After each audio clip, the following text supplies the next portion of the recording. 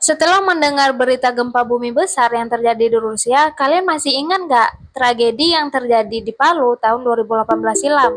Tsunami, gempa bumi, dan likuifaksi terjadi bersamaan. Sekarang, ayo kita bahas.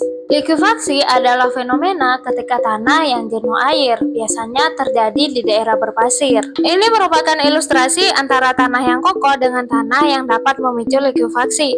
Tanah yang kokoh, pori-porinya sangat padat dan saling mengikat.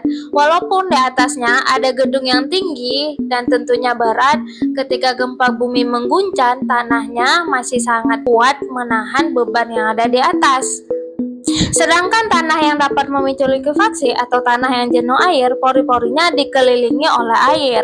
Jadi ketika ada guncangan besar seperti gempa bumi, maka sedimentasi yang ada di dalam ini akan meleleh dan mengalir. Ketika terjadi guncangan yang besar, maka tanah tidak akan sanggup lagi menopang beban yang ada di atas permukaan bumi.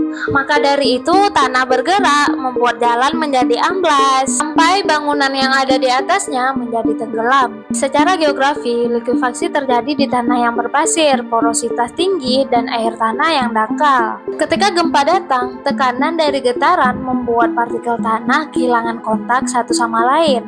Akibatnya, tanah tidak bisa lagi menahan beban dan berubah jadi seperti air berat. Dan faktanya, zona yang paling rawan dengan likuifaksi adalah dataran rendah pesisir pantai, delta sungai, dan daerah dengan sedimentasi yang sangat tinggi. Dan Palu punya semua itu, itulah kenapa dampaknya begitu parah. Bukan karena roboh, tapi karena terapung dan dialiri di atas tanah yang mencair. Ini bukan ilusi optik, tetapi ini merupakan fenomena geografi yang sangat ekstrim. Indonesia berada di ring of fire, artinya kita hidup di atas tanah yang aktif gempa. Bencana alam bisa terjadi kapan saja, oleh karena itu pelajarilah mitigasi bencana hingga kesiapsiagaan. Follow aku terus agar kamu tidak ketinggalan konten-konten geografi lainnya. See you!